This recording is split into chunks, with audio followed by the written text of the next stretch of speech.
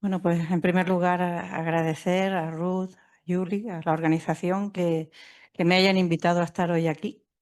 La verdad que, como dijo antes, bueno, varias personas ya han dicho la oportunidad de aprender qué significa estar en esta jornada, ¿no? Con algunas sorpresas un poco desagradables a veces, pero bien. Bueno, Ruth me pidió que hablara de Lotus Homeritus y yo realmente, nuestro trabajo, principal proyecto que tenemos ahora, que es analizar la capacidad de respuesta de la flora endémica canaria al cambio climático, hemos estudiado pues un buen número ya de Lotus, pero justamente no este. O sea que yo he aceptado pues por solidaridad con el Homeritus, porque no sabía que todo el mundo iba a hablar de él y digo, hombre, esto merece que se hable, ¿no? Tanto el encuentro como el desencuentro. Así que tengo aquí la misma foto que Alfredo, y lo que me planteo con esta poquita información, porque es que 9 años tampoco da para mucha información, ¿no? Pero bueno, contar un poco lo que ha pasado y más bien lo que yo quiero es hacer una reflexión. Por un lado, esta pregunta, ¿estamos demasiado acostumbrados a la rareza? Yo creo que sí, que tenemos muchísimas especies raras y no estoy hablando ya de las especies en peligro de extinción, ni siquiera especies exclusivas aún ahí. Es que incluso los Rhinolotus, aunque fuera una única especie, seguiría estando en peligro de extinción. Pero con otras especies no lo vemos tan claro y tenemos muchas especies restringidas, me gusta hablar de restringidas, ni siquiera de amenazadas, que están en peligro de extinción realmente. Pero ya sabemos que todas las especies raras, su vocación es ser cada vez más raras y hasta llegar a la extinción, como ha pasado en este caso, que ojalá que no sea cierta, ¿no? El otro día estuve analizando un trabajo donde veía que el 36% de las especies del planeta son extremadamente raras. Aquí ponía una cita de hasta 5 récords, me parece, ¿no? Entonces pensé hacer una pequeña introducción sobre la rareza, ¿no? Que ya sabemos que se basa pues, en el rango. Todas nuestras especies endémicas son raras, incluidos los endemismos canario-madeirenses, que a veces no los consideramos importantes, pero son raros. Son raros porque tienen un rango de distribución muy raro. Y, pues, por supuesto, el área de ocupación y la abundancia, ¿no? Aquí tenemos un ejemplo de las Islas Británicas, la especie superior izquierda, a ver si soy capaz, pues bueno, con un nivel de ocupación grande y un amplio rango, pero fíjense en esta, una especie muy rara, con un rango estrechito. Pero es que este rango estrechito, en este entran todas las Islas Canarias. El polígono es más o menos lo que equivale a todas las Islas Canarias. Entonces, démonos cuenta que estamos aquí en un punto del planeta con un montón de endemismos que viven en unos hábitats muy distribuidos. Estoy demasiado cerca del micrófono, ¿no? No, es que yo me escucho ahí. Vale. Pues nada, estamos en un puntito muy chiquitito y además nuestros hábitats, como sabemos, por toda esta cartografía Marcelino del Arco, pues están muy deteriorados, están muy fragmentados y muy reducidos. Entonces, quizá con todas las cosas que se han dicho interesantes de Lotus Homeritus, porque ya digo que antes cuando Javier presentó diciendo que esta era la sesión de la parte científica, pues no es muy científica la parte que voy a presentar porque nuestros trabajos con Lotus Homeritus son muy, muy escasos, ¿no? Si tenemos en cuenta que una especie que solo alcanza un máximo de 20 celdas de presencia es una población reducida. Podemos decir que en Canarias, insularmente, tenemos entre un 40, Gran Canaria me parece que nos da un 55% de especies con poblaciones reducidas. Este dato está hecho, todavía no tenemos todas las especies analizadas, esto es un dato real, comprobado, con las especies que estamos trabajando ahora. Por ejemplo, en Tenerife 317, en Gomera 190, no recuerdo Gran Canaria, pero lo que está claro es que este dato ya no va a cambiar. Más de un 40% y algunas islas superan el 55%. Entonces, si tenemos tantas especies raras, yo estoy muy cansada de oír, no, ese es el cabezón de Añabingo o el lotus de Ginamar, que a veces los denominamos con el sitio en el que han quedado, que ni siquiera sabemos si estuvieron solo ahí. Pero lo cierto es que la rareza natural y la rareza antrópica, las dos ahora mismo se suman.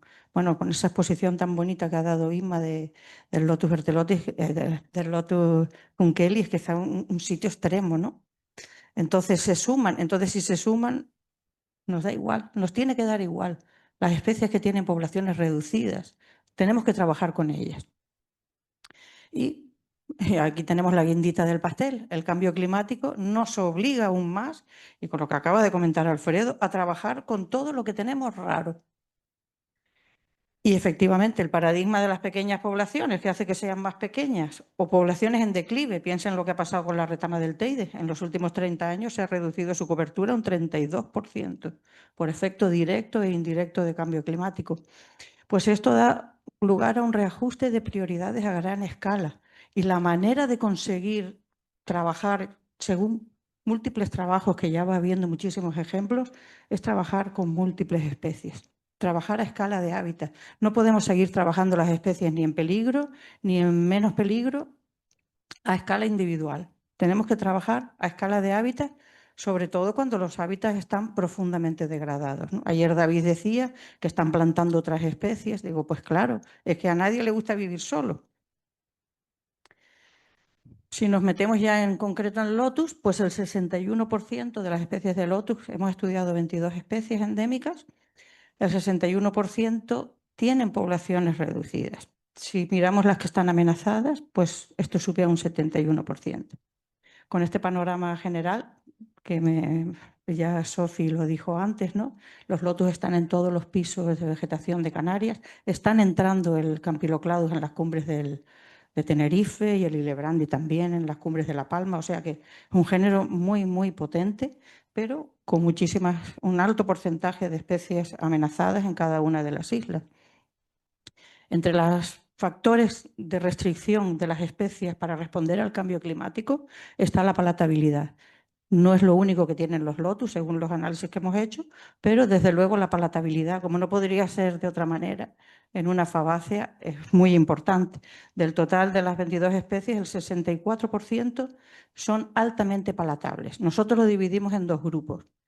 No hemos encontrado lotus con cero palatabilidad, es decir, todos estos los hemos visto comidos por algún herbívoro introducido en alguna ocasión, y siempre un 1 o un 2 indica baja palatabilidad. ¿Qué quiere decir eso? Si hay algo más rico, el conejo o la cabra come de todo, pero el conejo es muy selectivo, no va a acudir a esa especie. Ahora, todos estos que están aquí, el 64% están entre 3 y 5. Quiere decir que son especialmente selectivos. Aunque haya muchas especies, van a ir precisamente a ese. Lo cual quiere decir que para recuperar en el medio natural, a veces con conejo lo que necesitamos es poner muchísima dominancia para que se salven los que puedan. Y por cierto, las otras compañeras que les pongamos van a quedar salvadas, porque va a ir selectivo. Esto lo estamos estudiando ahora con la retama del Teide. Por encima de una cobertura del 40%, hay otras plantas que son ramoneadas con un nivel muchísimo más bajo. O sea que la composición de las comunidades también nos ayuda a trabajar con los herbívoros invasores. Bien, y ahora pues voy a pasar a contar la breve historia de Lotus gomeritus. Pues como sabemos se descubre en el 16. Ya en el año 2017 y 2018 se contabilizan poco más de 100 flores, pero muy poca producción de frutos. O sea, en los 2 años siguientes ya sabíamos que esta planta tiene problemas de regeneración, no solamente por ver que hay un único individuo en ese sitio. Sé que esta gente hizo algunas prospecciones en riscos cercanos, pero de momento no se ha encontrado. Pero me comentaron desde el Cabildo de La Gomera que van a hacer ahora una prospección con drones, lo cual es muy buena noticia para ver si se pueden encontrar más individuos.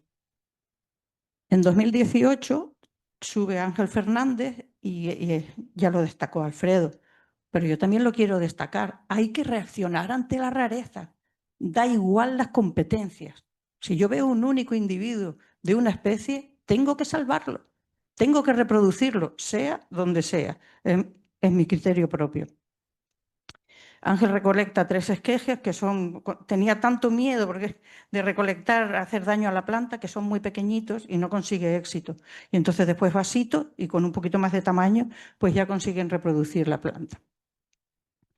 Nosotros después fuimos también en este mismo año porque produce tan pocos frutos, vamos a ver si hay semillas. Entonces hicimos un estudio, Alfredo, que tú lo comentaste antes, del banco de semillas y del banco de plántulas. Ya ni qué decir tiene, no encontramos ninguna plántula, cogimos muchísimas muestras de suelo, se tamizaron, se cultivaron, no encontramos ni una semilla de lotus. Hicimos 14 parcelas, 5 fueron dentro del propio roque, en la cumbre, y las otras en la base y en los alrededores. Lo que sí pudimos ver es que efectivamente el hábitat en la parte baja del roque está destrozado, está hecho polvo.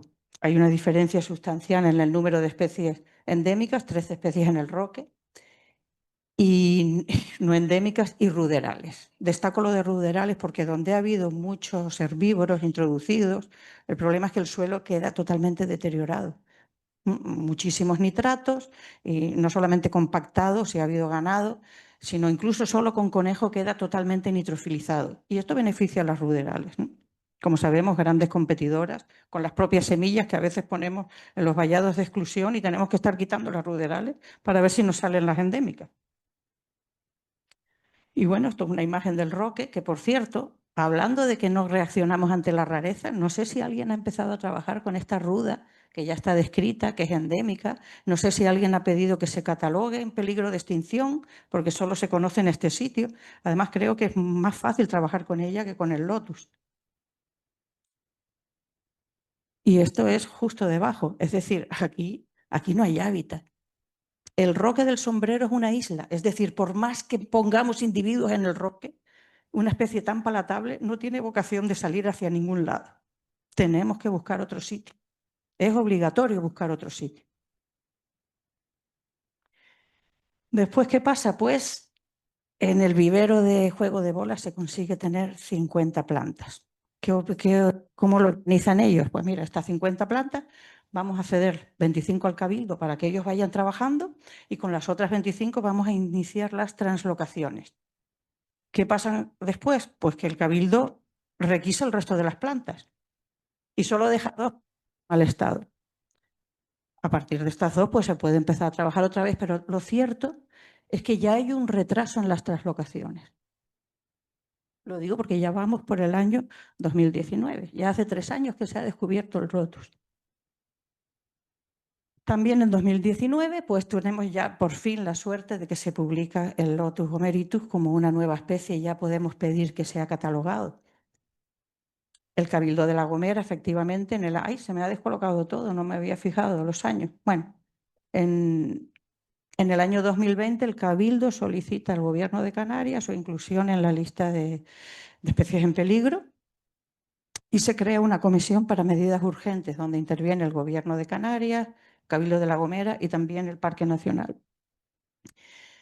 En 2021 el Parque Nacional de Garajonay vuelve a tener ejemplares, tiene 7 plantas matriarcas o 7 individuos reproductores y obtienen esquejes de individuos juveniles para hacer una translocación en la vertiente sur del parque que fracasa. Y pues uno de los datos interesantes o tristes que hay es que las plantas no viven mucho tiempo. El otro día, hablando con Juan y del Cabildo de La Gomera, pues me comentó que de los individuos iniciales que llevaron de juego de bolas hacia el Cabildo, hay uno que vive todavía, un individuo, ¿vale? Todos los demás, 2, 3 años, se mueren, ¿no? Entonces, como dije antes, la translocación es obligada. Y aquí me gusta hacer un inciso porque muchas veces veo que se hacen trabajos maravillosos. Bueno, las presentaciones que se han hecho aquí con los lotus, al menos las que he escuchado yo, me parecen trabajos maravillosos. Pero creo que hay que hacer un esfuerzo por, cuando tenemos especies restringidas, también lo comentaste, Alfredo, dijiste muchas cosas que pensaba comentar. No sabemos si ese es su hábitat mejor. O sea, no sabemos si es el mejor sitio donde quedan. De hecho, tenemos datos, el Helianthemum juliae, donde queda, no tiene futuro. Lo han tenido que traslocar a otra zona del Parque Nacional, donde no se sabe si estuvo o no, que ni siquiera sabemos si estamos translocando o reintroduciendo. Entonces, experimentar, hay que hacer translocaciones experimentales. Yo traigo el ejemplo de Genista, que en el año 87 tenía estos puntos, estos son individuos adultos. Había 6 individuos adultos. En el 88 se quemó el que estaba a cotas más bajas, y entonces hicieron unas parcelas experimentales, después de tener ya creado un huerto semillero, una planta que da muchísimos frutos, muchas semillas. Entonces las sembraron en todas estas parcelas. ¿Para qué? Oye, vamos a conocer el hábitat de la especie, vamos a conocer su autoecología, su capacidad de salir adelante. Ahora decía Alfredo, oye, que aquí no producen tanto néctar. Es que las plantas, su capacidad de reproducción es variable dependiendo de las condiciones.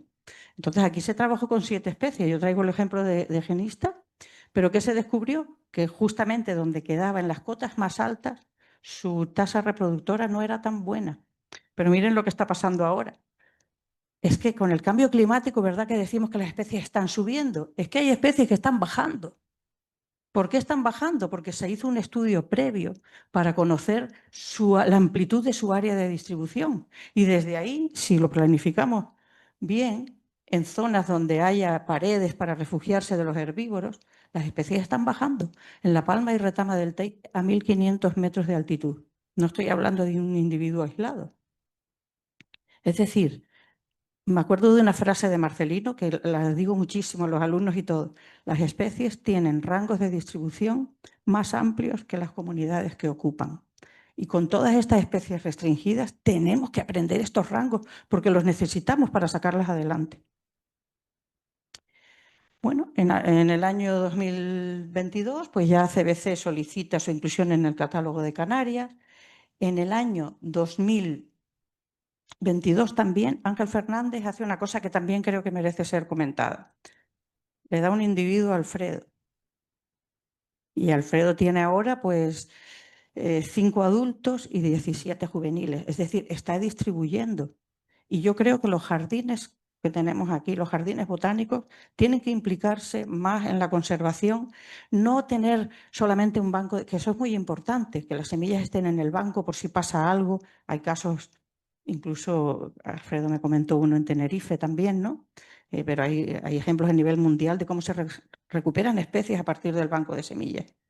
Pero estamos en un momento tan apurado, tenemos tanta falta de recursos y hay tanta necesidad que yo creo que tiene que haber más implicación. Me ha encantado el trabajo, lo que ha contado Isma, porque es que se pueden hacer muchas cosas, pero también reproducir la planta para contribuir, no solamente investigar, que es muy necesario, sino también contribuir.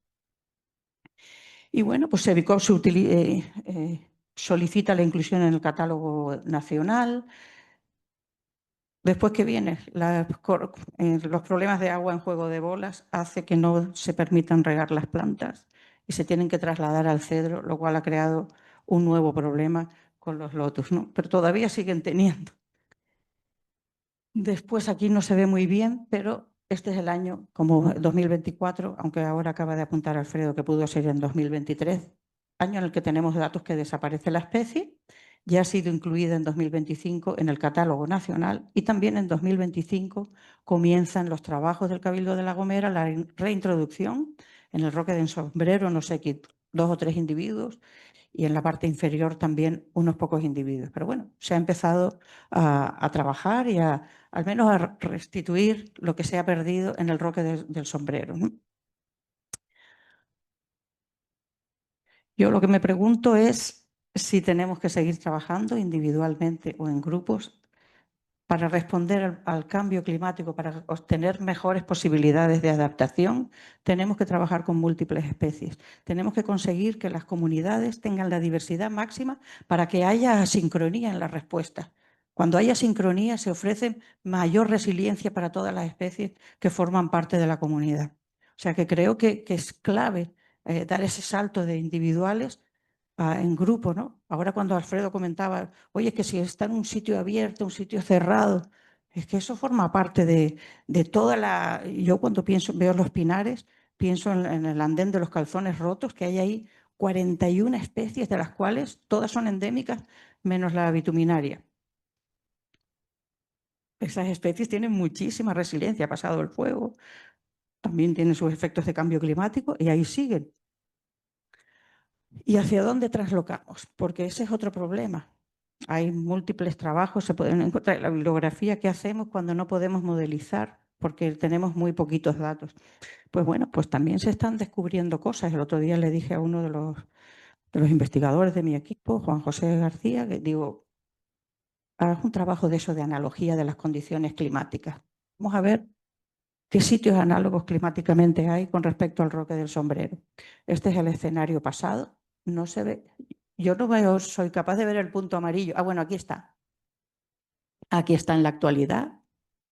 Justo en ese sitio está en un límite. Pero miren lo que pasa después. El punto amarillo se nos queda fuera y el punto amarillo, aquí, que también cuesta de ver, se nos queda fuera. Es decir, según los datos, que no entro porque se ve muy chiquitito, podríamos subir el Lotus ahora mismo y estaríamos llevándolo a sitios donde realmente, combinándolo con los datos de Alfredo, podemos tener quizás más posibilidades de que haya una buena regeneración. La cosa es experimentar. Entonces, bueno, pues creo que tenemos que ser un poco más agresivos. Me parece que lo dijo Feluco, lo dijo Alfredo. Me quedan 5 minutos. Bueno, ya termino. Un poquito más agresivos con el número de especies. Yo sé que esto hay que ir paso a paso. Yo no soy gestora y es fácil hablar de lo que uno no hace. Es decir, que yo sé que todas las dificultades que pueden haber, pero tenemos que intentar empezar a trabajar, aunque sea pasito tuntum, pero con el objetivo de descatalogar las especies. Piensa en el número que pone 10.000 individuos, según UICN. O sea que tenemos que apuntar alto y tenemos que diversificar, ¿no? Este es el gráfico que yo le pongo a mis alumnos desde prospecciones, investigar al servicio de la conservación. Creo que eso es importantísimo, es una gran labor que se hace desde los jardines, pero también otros equipos podemos colaborar y estamos colaborando, de hecho, ¿no? Eliminar las amenazas. No solo la herbivoría, es que ahora tenemos amenazas de hábitats degradados. A veces queremos que las especies nos respondan en hábitats que no están respondiendo y no están respondiendo por su nivel de degradación. Cambio climático, por supuesto. Reproducción, no voy a entrar ya, hemos comentado, lo ha comentado muy bien Sofi, hacer huertos semilleros, en fin, previamente, ¿no? Analizar el banco de semillas, que a veces para restaurar el hábitat veo que se ponen especies, digo, pero si justamente esas especies son las que están en el banco de semillas, analicémoslo. No hay que trabajar con lo que ya tenemos. Translocaciones experimentales que he comentado, modelización. En uno de los planes estos que están ahora en la opinión pública, leí que la modelización era una cosa que se hacía al principio y no era periódico. La modelización tiene que ser periódico. A medida que hacemos translocaciones y tenemos éxito, nuestros mapas hay que actualizarlos porque vamos a ir viendo otras áreas potenciales. Y ya comenté, aportaciones al banco de germoplasma, que puedan contribuir en el mismo tiempo que se desarrolla el plan, que puedan contribuir con investigaciones ex situ, pero también con contribuciones para los trabajos in situ, a través de propios trabajos que se pueden hacer de regeneración, de reproducción en el propio jardín. Y bueno, ya para terminar, esta es la última, se me ocurren algunas barreras que necesitamos superar. El enorme reto de gestión de las especies amenazadas de Canarias debe abordarse a gran escala y con estrategias de conservación que vayan desde las especies a los hábitats. Necesitamos entender la urgencia de la gestión de las especies con poblaciones reducidas. Debe existir adecuada cooperación entre las administraciones, evitando bloqueos innecesarios a todos los niveles. Esto de las competencias hay que arreglarlo. Esto de las competencias hay que arreglarlo. Lo dejo ahí. La normativa debe estar al servicio de la conservación, no al revés. Y, bueno, se ha cortado. La ausencia de criterios adecuados para abordar las recuperaciones es una barrera superable. Tenemos ejemplos maravillosos de gestión en Canarias, pero que son ejemplos aislados en medio de un mar de ausencia de gestión de especies que lo necesitan.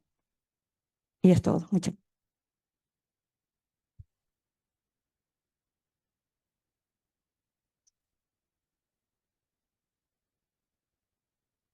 ¿Hay tiempo para una pequeña pregunta rápida? Alfredo.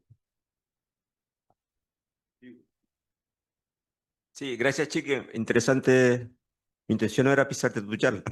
No conocía. No, con respecto al Banco Semilla, Claro, colectaron suelo en el Roque del Sombrero. Por ejemplo, lo que hemos visto en la punta del Sausal es que han salido plántulas en las grietas entre las rocas, en las rocas. Entonces yo creo que eso, ojo, porque ahí pueden salir cositas, ¿eh?